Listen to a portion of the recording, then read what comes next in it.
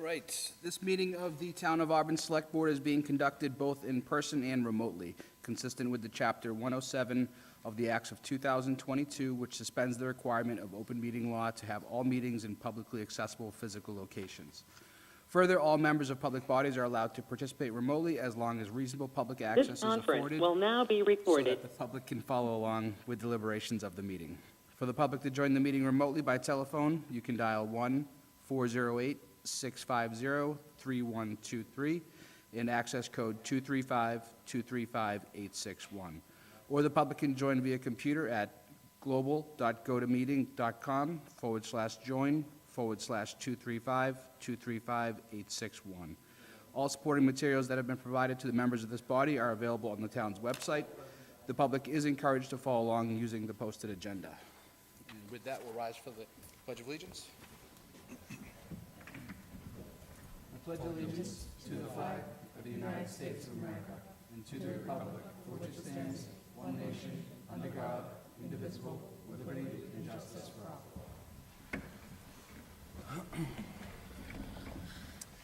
Okay, we have no public comments this evening, so we'll move right to public hearings and presentations.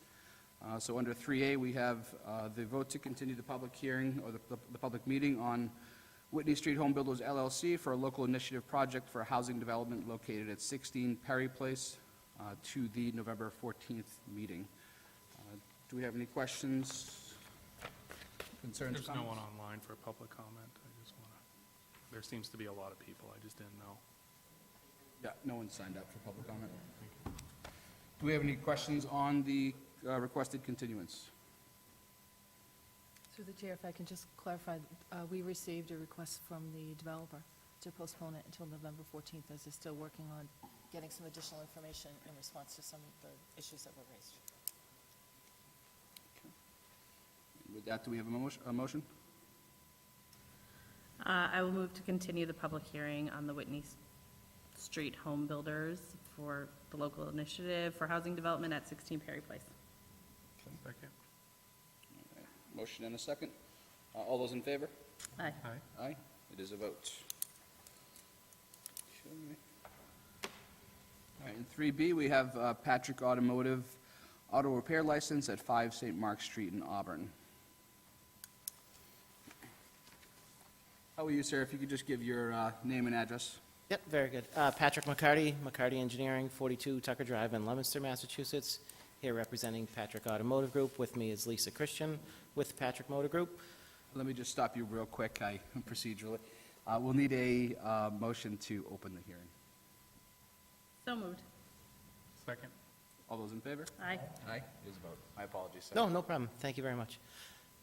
So I'm here tonight on behalf of the Patrick Automotive Group for their auto repair license at the 5 St. Mark Street facility. So our firm has been the design-build contractor for all the Patrick Motors projects you've seen going on here in town, first with Mazda, just wrapped up Volvo, and excited that Volvo was able to move here about a week and a half ago from Worcester, and they're in operation at 519 Washington Street, and Volkswagen's under construction, hoping to be opening that soon if we can get through the material supply chain issues that everybody's suffering from. But in between those projects at 5 St. Mark Street, we're constructing what we refer to as the Patrick Recon Facility, which is a 6,000 square foot building on St. Mark Street that formerly housed the sports dome that collapsed years ago, and the site remained vacant. So we went through the planning board and site plan approval process and conservation process to get permits for the construction of the building, which is about 75% complete right now. We're referring to it as the Recon Facility because it's primarily going to be used for reconditioning of vehicles that are either taken at trade or purchased at the local auto auctions. They'll be brought to that facility where they'll be cleaned and detailed and made ready for sale at one of the 4 Patrick family dealerships. So tonight we're here just to request that auto repair license to allow operation to commence once the building's ready. Thank you. Any questions from the board? No. Any questions, comments from the public? No. And town administration? All set, thank you. All set. Okay. I believe we had the DCG letter in the file. Yes, and Showing no concerns. if I may add, we do have the copies of the certified mail receipts for the record. Okay, thank you. All right, and with that, we would need a motion to close the hearing before a vote can be taken. I'll make a motion to close the hearing. Second. Motion and a second. All those in favor? Aye. Aye. It is a vote. And do we have a further motion? I'll make a motion to approve the license, provided all the applicable requirements of the state and town and any of its departments, boards, and commissions have been fulfilled. Said license is subject to all conditions stated upon it. Failure to comply with any and all conditions shall invalidate the license and will render it null and void with the conditions of the DCG be placed on the license, and the license will be for the remainder of the 2022 and the year 2023. Okay. Second. Motion and a second. Any discussion? Seeing none. All those in favor? Aye. Aye. It is a vote. Great, Congratulations. thank you all very sir. much. All right. Do we want to move anything up? I see. Well, we do have a couple of posted hearings, so we have to have those first, but as soon as we're done with the National Grid, if you could move up item 6C, Sure, that would be great. absolutely. Okay. All right, next we're moving on to the petition by National Grid and Verizon New England for pole locations on Bancroft Street. Do we have anyone presenting on that matter tonight? I believe there's somebody from National Grid. Through the chair, if we can ask, it looks like there is Laura from National Grid. There you go. Yes, I'm here from National Grid. Hi, how are you? This is Laura Napolitano. I'm good. How are you? Good, good. Okay, so this is the Bancroft Street application first. Yes, sir, that's correct. Okay. All right, so do we have a motion to open this hearing? A second. Okay, motion and a second. All those in favor? Aye. Aye, it is a vote. Okay. All right, you may proceed. Could you just give her last? If you could just give your first and last name. Laura? For me? Yes. Yeah, I'm National Grid. Laura Napolitano. Laura Politano? Yes. Okay. All right, you may proceed. Okay. So what we need to do for Bancroft Street is install one jointly owned pole, number 8-50, on the corner of Bancroft Street and Boyden Lane. It's going to be a riser pole, so we can connect to an underground service to work on the reliability in the area. Okay. All right, do board members have any questions? Is the existing underground there, or is there existing underground, or? That's on the one for Boyden Street. The existing service is an existing single-phase underground pad-mounted transformer in front of number 5 Boyden Lane that we're going to connect to that pole 8-50. So it's approximately 275 feet from the proposed JO pole 8-50 to the existing pad-mounted transformer. And will pole P8 be removed, or that's going to remain as well? That will remain. Any further questions? All right, seeing none, do we have a motion to close the hearing? Public comment? I'm sorry, do we have, Someone's here. my apologies. I couldn't understand, we live right across the street. Sir, if you could just come up and then just give your name and There's no one for the, over just here. for the record.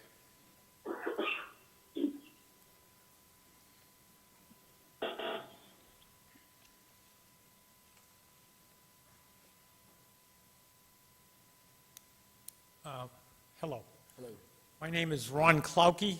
I live on 15 Bancroft Street, which is right across from that pole, basically. And my wife, Kay Shapter, actually owns the house.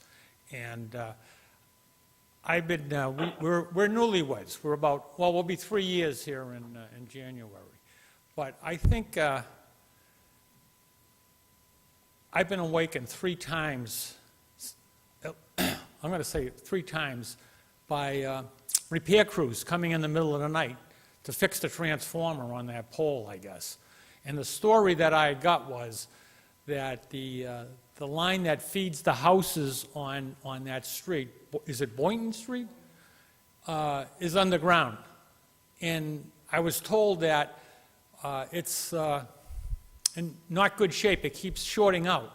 And and literally shorts out the transformer. It sounds like a bomb going off when the transformer fails. And then, of course, all the work crews show up and they got lights and I don't know why it's always in the middle of the night, but that's what it seems like when it blows, when they come and repair it. So that's the only reason so I don't quite understand what's going on here. All I know is they have a problem with that.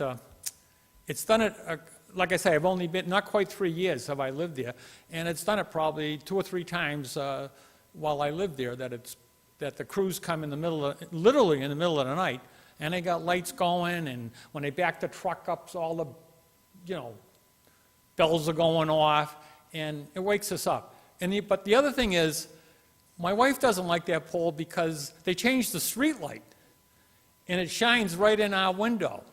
And so in the summertime, when you, if you open your windows up, and you want you have the shade up so you get good ventilation, the light comes right in our window on that pole. And she might want to comment on that light on that pole. But other than that, so we got the letter in the mail. So I'm not quite sure what that person said. I was trying to, what's the word? Understand what she was saying, but I was struggling. So do you guys know what she's asking for? Yeah, we'll give the petitioner time to respond to that, really to give possible specifics on what they're doing for the project here. As far as the light, I have a sneaking suspicion that might be the town's light through the LED project. Yeah, we can check that. We can certainly take a look into that, though. Yeah, so I don't quite understand, what they're trying to, that's why I'm here. What are they going to do? Okay. But it's happened more than once that supposedly the underground line has shorted out, and it literally affects the transformer, which sounds like a bomb when it goes off. Yeah, they're That's about all I know. Okay. All right, Laura, did you understand the statement? Yep, I sure did. Yes, sir. I understand 100% what you're talking about, and you've almost answered your own question. The reason that we need to do what we have to do is to improve the reliability so that you don't have the interruption of service in the nighttime. What you're hearing is actually a fuse that's attached to the transformer, not the transformer itself. It basically is like a circuit breaker in your breaker panel. So that goes off when there's a fault, so to speak. So the reason we're asking the town's permission to do this is to fix those interruption errors. Okay. All right, so it sounds as if they're doing this repair to stop the very issue you're concerned about, sir. So I understood.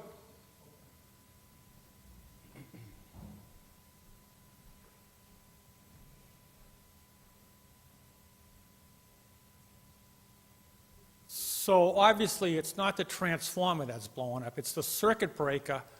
But again, it sounds like a bomb when it goes off. I don't know what kind of circuit breakers they have. And then, like I say, and when they come and fix it, it seems like it's always in the middle of the night.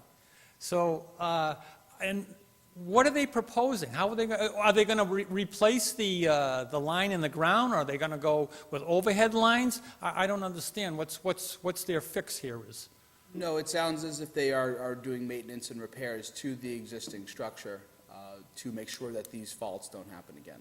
Okay, so my understanding is that the service line is underground. It's not wires in the air, and I suspect they're going to replace it. Would that be?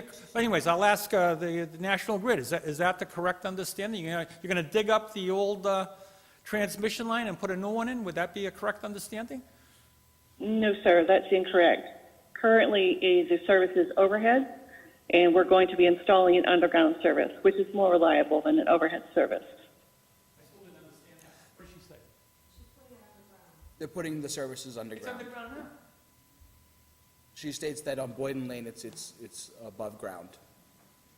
Well, I think she's incorrect. I think you're incorrect. I think the service on Boyden is underground. I don't believe it's they're in the air. That's my understanding. And that was Well, what was, The service, forgive me for interrupting, I am so sorry. The overhead service is on Bancroft, and we're going to put a new underground service from the new pole we're installing at the corner of Bancroft and Boyden, and we're going to go underground from that pole to an existing underground transformer. So that service line is going to be new. Sorry for interrupting you, sir. I thought you'd well, that's stop. all right. I'm just struggling to understand. I can't get the conception of really what's going on. My understanding was the people on Boyden are being serviced by an underground transmission line. Is that your understanding? Right, but the issue isn't with the line on Boyden Lane. The issue is with the overhead service on Bancroft Street. That's where the problem is. The issue is with what? Overhead? Yep, that's right. So what kind of issue do you have with the overhead that's causing the circuit breaker? It could Excuse be me, any kind of issue. It could be Excuse me. overloaded. can you tell us slow down? Sure. This is a relatively standard application hearing, so I don't want to see things get contentious. Let's not talk over one another, give each other mutual Well, she was respect. talking over me. I wasn't Sorry, done I talking. didn't hear you. I'm so sorry. Forgive me. My understanding is the houses on that other street, Boyden, are being serviced by an underground line. And you don't believe that, is that correct? No, I agree with you. Boyden is underground. Okay. My understanding is, talking with the repairmen, that the underground line keeps shorting out. It's been in the ground a long time, maybe it's antiquated, but they have a problem with the underground line. Is it your commitment to just replace that old underground line with another one, or are you going to put in more poles and forget the underground line? We're putting in one new pole by the corner of Boyden Lane and Bancroft, and it's going to be what's called a riser pole. A riser pole is put in so we can connect to an existing underground service, and the existing underground service that we're going to be connecting to is a transformer that's in front of 5-volt Boyden Lane. Yeah. Well, I'm sorry, I still don't get it. I can't picture exactly what's going on here. I just apologize. I'm trying to understand, but I'm lost. It sounds as if the service is starting from an overhead pole, and it will be going underground at 5 Boyden or right around there, and still serviced underground. Yeah, that's right.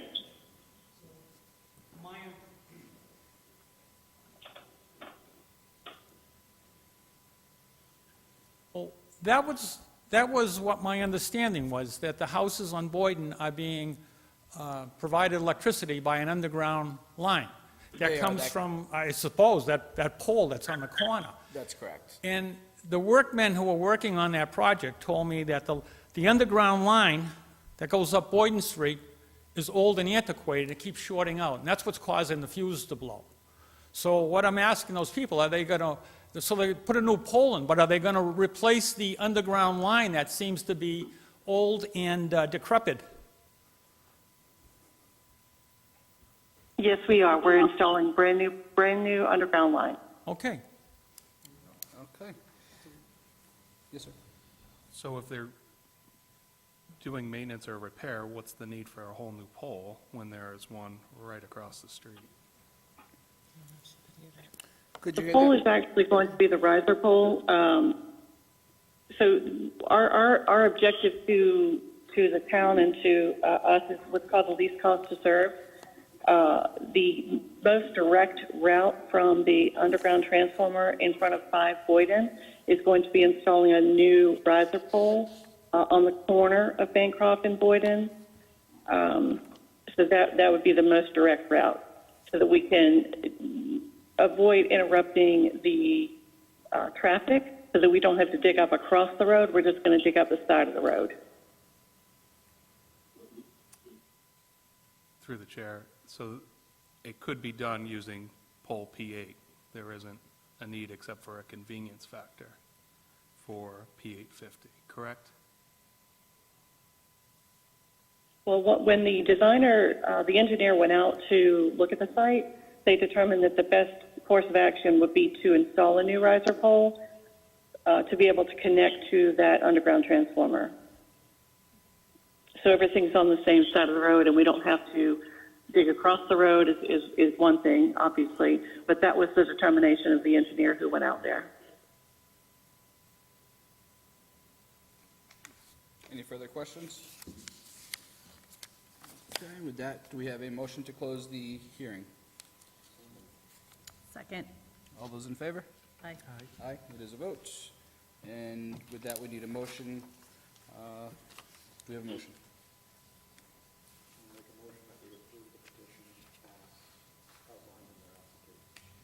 And do we have I'll a second? second.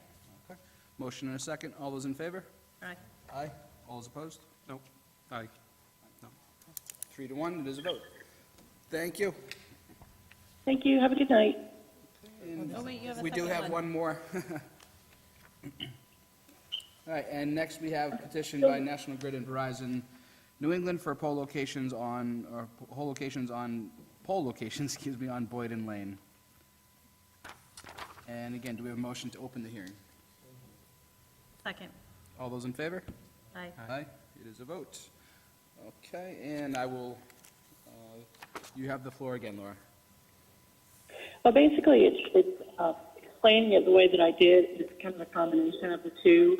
To be able to explain it correctly to the resident, I need to explain the existing underground transformer, the proposed underground line to connect to the transformer, going to the new pole 8-50.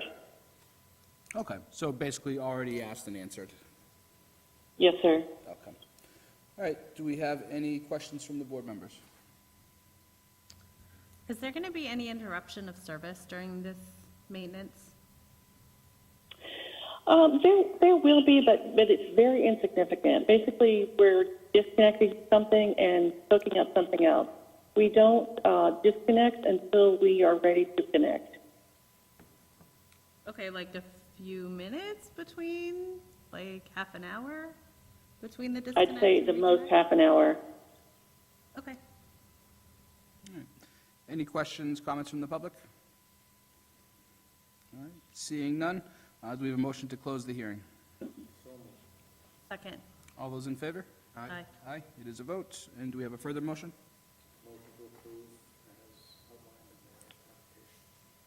Second. Motion and a second. All those in favor?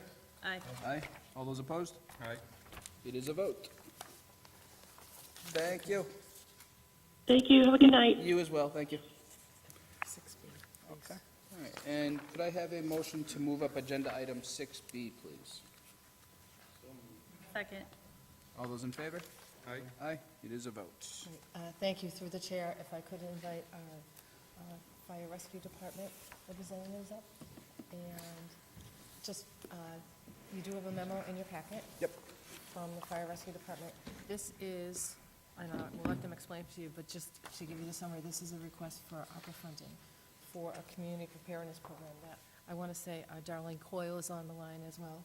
She's logged in here, and I know she has worked with Josh on this for several weeks.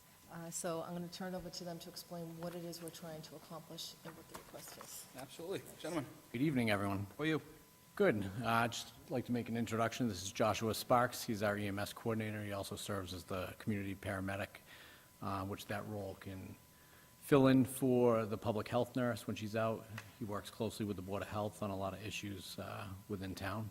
So one of the things that we looked at is we have many AEDs in the town. They're scattered throughout the schools, the fields, within departments. We have some, obviously there's some here at Town Hall. However, all those AEDs, currently multiple people from different departments kind of oversee them and look at them. And what we're looking to do here is bring them all under one person, under Josh, under the community paramedic, and have him oversee the program, make sure that all the pads are there that are needed, the batteries, everything gets done kind of all together at the same exact time. and nothing gets forgotten or misplaced.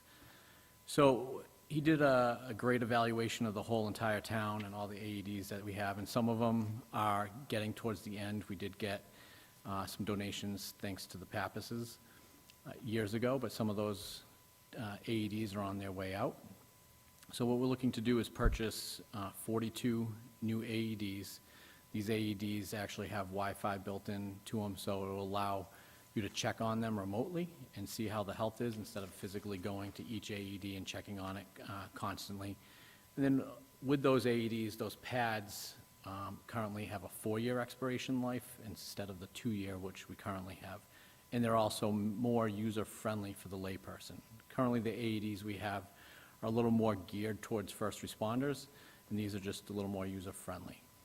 Part of that program, and we're calling it community preparedness, is because not only with adding some AEDs, because currently we recognize some spots that we need more AEDs on, but it would also add some wall cabinets that we need to replace, and also add for the new AEDs. And then it would have these go bags for the schools and for other departments. And in those go bags would have equipment, medical equipment for active shooters, other kinds of events that could happen, mass casualty events, and your regular everyday events if you needed to. You grab the bag, you can go to wherever the person is, and you can help with that emergency prior to our arrival. And there'll be a bag I know for here, and then multiple throughout the schools, and then in some of the vehicles that we have throughout town that should have bags in them. And that's ultimately what this program is. I'm more than happy to take any questions. Sure. Josh's. Any questions from the board? The new AEDs, the locations you determined, is there power requirements and such needed for those locations? And is that included in here? So, not exactly. There's no actual power requirement. They can exist as a standalone item without power. However, if they do have access to Wi-Fi connectivity, at that point I can administer to them remotely. Some of the devices I will still have to physically go look up, devices like fields, things like that. So, but no, they don't need power. And do you know how many won't be able to be connected to the Wi-Fi? My best guess is about 4 or 5 of them.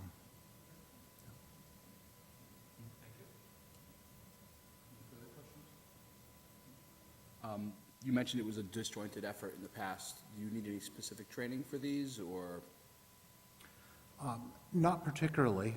I do have training in these. However, that's not a requirement of it. I will say that for the most part, folks have done a very good job of it, but,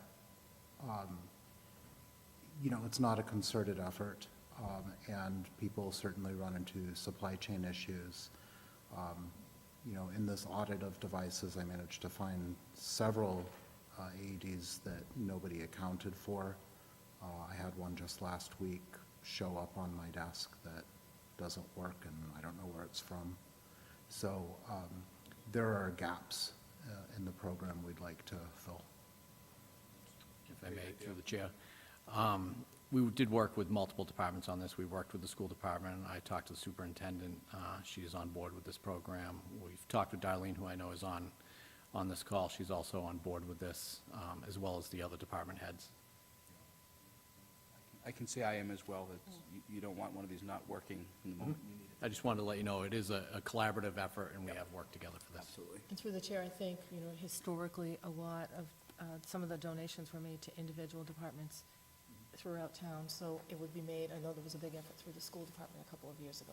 Yep. So that was made to the school department, some were made to the town, some were made to some of the other facilities. So this is trying to coordinate that and get it all under one authority, really, who can monitor it and keep up with it, as opposed to all the individual departments who may have been the recipient of a Sure. generous donation, but yet there's been little coordination between the departments.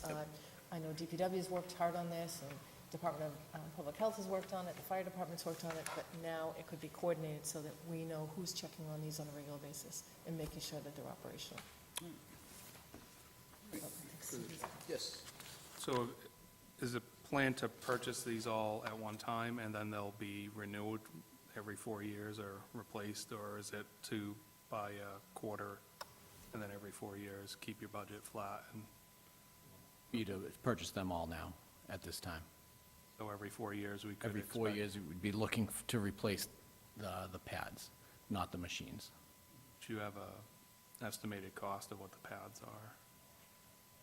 Yeah, so, again, it's hard to come up with an absolute number of what we're currently spending, because it's difficult to figure out how many devices we have and which ones have actually been maintained. However, the replacement of consumable devices or consumable pieces for the new devices is roughly half the cost of what we're paying right now. So we do anticipate a cost savings over the estimated 10-year lifespan of the devices.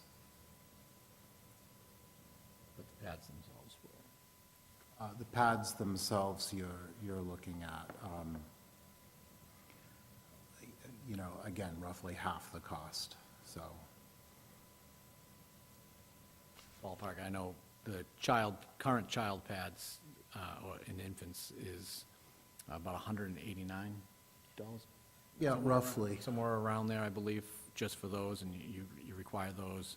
And then the adult pads are about, I think, 80-ish, as the current model of what we have now. These new pads will do both, correct me if I'm wrong, they'll do both, so that saves money there as well, and they are significantly cheaper than that, but I don't know what the exact cost is. Yeah, they're under $200, and that includes the replacement of the battery. It includes a combination pad, which is good for adults and children, versus the current units. As the deputy chief mentioned, you need adult pads, you need pediatric pads, you need the battery. So this kind of ties it all together into a tidy package and costs less money, with lower maintenance costs, because instead of replacing these things every 2 years, I do it every 4 years now, which is great.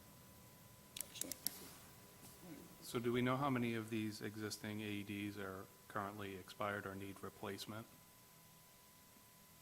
Yes, so in my audit, I've come up with 32 AEDs in town, and about 20 of them are past the 10-year mark, which is not an absolute line in the sand, but it is the industry standard for replacement.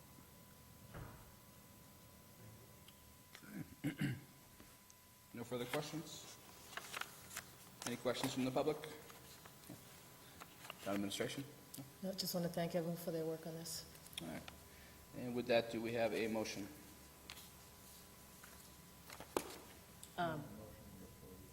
I'll second. Okay, motion and a second. All those in favor? Aye. Aye. It is a vote. Thank you, gentlemen. Thank you very much. Thank you. Have a good evening. You as well.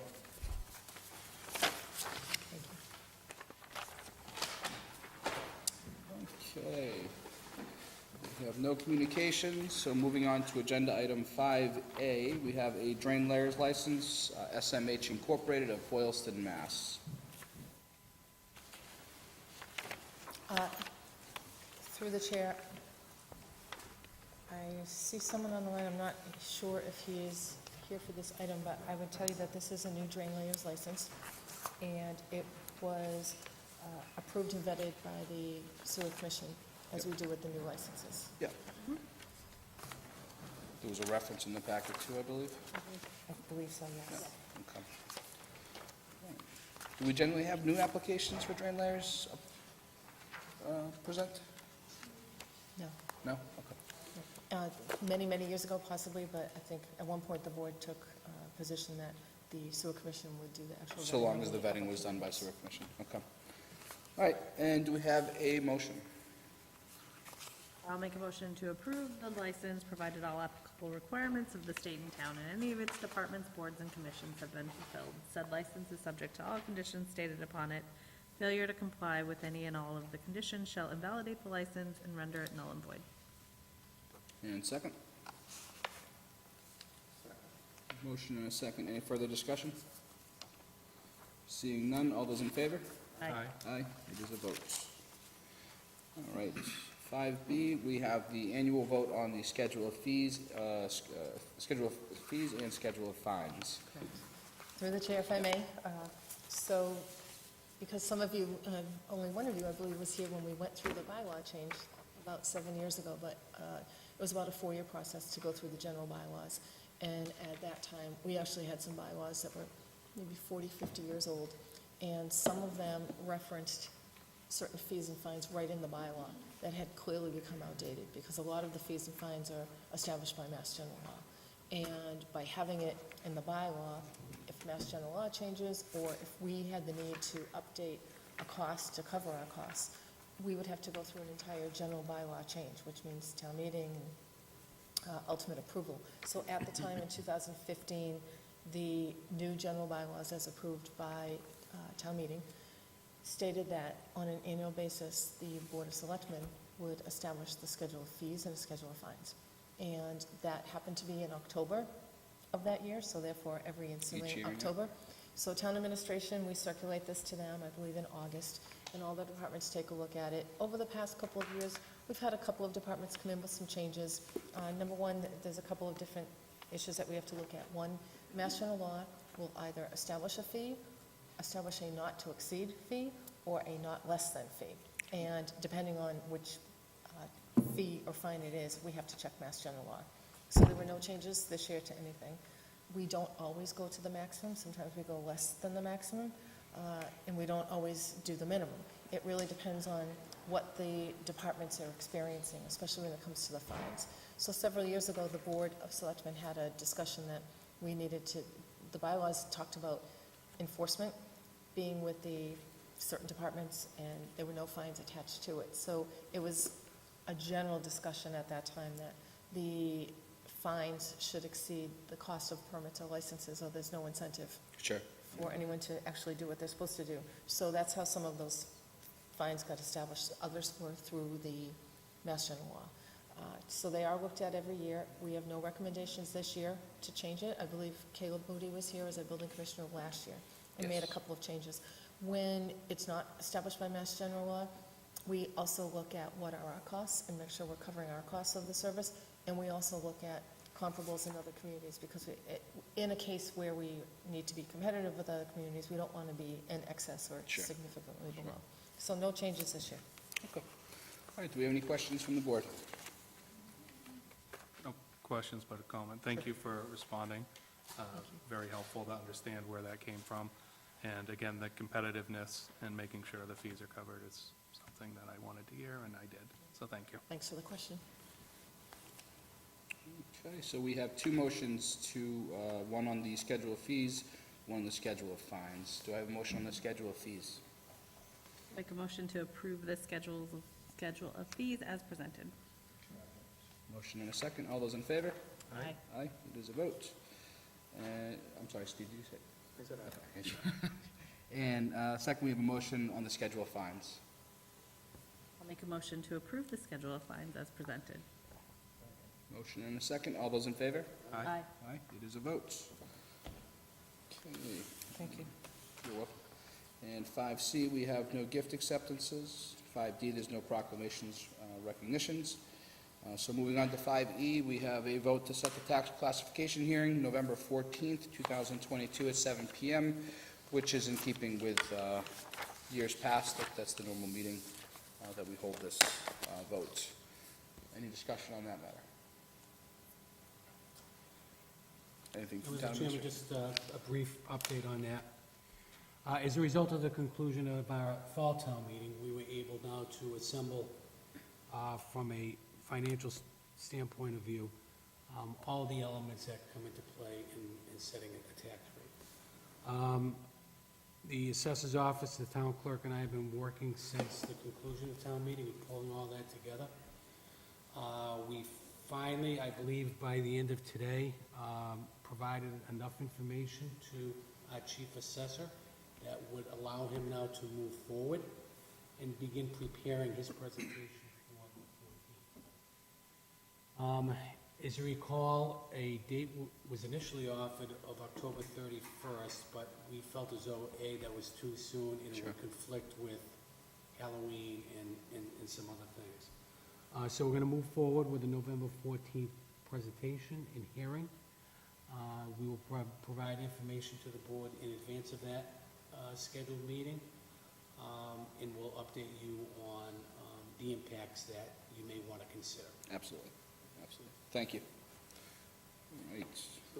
Can we ask for stuff in that meeting to be presented, or no? Mr. Woolard will present in that meeting, and generally, Mr. Kastanovich reaches out to board members to really run through the specifics of the, of where things sit. So, definitely get your questions in before that meeting. It's always a fun meeting. Thank you. And we need to take a vote on that? Yes. Do we have a motion to set the tax classification hearing for November 14th, 2022 at 7 p.m.? So moved. Motion and a second. All those in favor? Aye. Aye. It is a vote. All right. Moving on to agenda item 6A, we have DPW request to declare surplus equipment. And that'll leave to you, Julie. Through the chair, we have information, I believe, in your packet to declare, just going to pull it out here, a combination jetback truck as surplus. It's exceeded its useful life. So the process is, for those of you who are new to the board, we have to declare it as surplus. And once it's declared and voted as surplus, then it will go out to auction. Okay. All right. Any questions? Didn't we just see a request for a few surplus items, and is there like an annual review for this? The requests come in as the items either break and cannot be fixed, or some of them are more on a schedule. We try to get as much as we can out of them, so it's not really on a schedule. We're hoping to eke out as much time as we can, and then when it gets to the point where we actually absolutely cannot repair something, that's when we come into the board. Thank you. Okay, and public, so do we have a motion? Motion to approve as outlined in the memo from the director. I'll second. Motion and second. All those in favor? Aye. Aye. It is a vote. Thank you. You're welcome. And moving on to agenda item 6C, request approval to submit, accept, and expend FFY 2022 EMPG application to MEMA in the amount of $4,600 to fund a portion of the annual Code Red costs. Right, so through the chair, each year, the town is eligible to apply for EMPG grants, which are Emergency Management Planning Grants. And the ultimate funding source is FEMA, federal, through to MEMA, which is state. And we've been fortunate that every year since I've been here, we've applied for and received this amount. It's a formula-based amount, so our amount is $4,600. That's set by population, and so that is the amount that we do. Since I've been here, we've used that to fund approximately 50% of the cost of Code Red. It's an eligible expenditure under FEMA or MEMA, and it does meet all of the state and federal emergency management priorities and goals, and each year we have to make sure that it still does, so it gets reviewed every single year. So the other portion of it is paid for with our cable revenues because it's tied into notification to the public. So there's been no tax levy dollars that have had to go into this. So the total cost this year, we just got a quote, is about $300 more than it was last year. So there is a match required. The state will only pay up to 50%. So the town is required to fund the other 50%. The system, I believe, is $9,600 this year, so the town would be spending a little bit more than 50% of the match. But again, that comes from cable revenues. It doesn't come from tax levy funds. Excellent. Questions of the board? All right, seeing none, no members. Well, we do, any questions from the public? I ignore the online portion and see an empty room. Yeah, that's all right. I keep my eye on it. I haven't seen any raising. Okay. All right, and with that, do we have a motion? Motion to submit, accept, and expend the EMPG application to MEMA for the amount of $4,600 as stated to fund the annual Second. All right, motion and a second. All those in favor? Aye. It is a vote. All right, and lastly, we have, looking at changing in the town hall hours on Halloween and November 1st. Town hall to close at 4 PM on Monday, October 31st, and open from 8 AM to 7 PM on Tuesday, November 2nd, obviously to make up those hours, and I'm sure you guys can see this is for Halloween to get people out on time so they can go trick-or-treating. Any questions? Through the chair, thank you. It is to make sure that people can get to their homes. Our trick-or-treat hours are 5 to 7. A lot of our employees are residents, but it's also importantly a safety issue. Get people off the roads. Get people off the roads. We don't want people driving to town hall to do business on Halloween during trick-or-treat hours. It's dangerous. So as you said, we're proposing that we have the hours made up on the next night. I would want to point out, this doesn't affect the early voting hours that have already been approved Yes. until 7 PM on Monday. That had to be done weeks ago. So that was already set. Pardon me. So those hours are set. The Okay. clerk's office will be open. The voting hours are on our website. You can see them. Yep. So we will follow what was already approved by the state for voting hours, or at least submitted to the state. And this will just be for all the other offices. Okay, all right, very good. Questions, concerns of the board? Yes, sir. For this, a question on the, actually, going back to the classification in the past, the assessor and the town accountant has met with board members on an individual basis, is that still available? Yes, we'll be reaching out to you once I have a discussion with our chief assessor, and we typically do that the week before the tax classification hearing. Probably starting on Wednesday, maybe Wednesday, Thursday, Friday, maybe somewhat earlier, all depending how quickly we can assemble everything that's needed to come up with some good information. Thank you. Okay. All right, any further questions? Questions, comments from the public? Okay, seeing none, do we have do we need a motion on this? No, No, this is just it's just more of a notification. Yeah, we notification wanted to to make us. sure that I you were figured. aware of it, the public was aware of it. I didn't feel like that was within our jurisdiction. Okay, no tabled items, no select board items. Excuse me. Yes. I don't know, so the website for the ARPA funds, I don't know if we can get that out, or, like, I know I have it, but we just got this, and I know there were some requests. I didn't know if there was an official website that people could, Through the chair, yeah, we established it, I believe, last August, maybe July, a year ago. So it's been there for about a year. It was recently updated to add additional information. It will be updated again tomorrow, or within the next day or so, to add the approval of the $99,000 tonight. So that will be on there.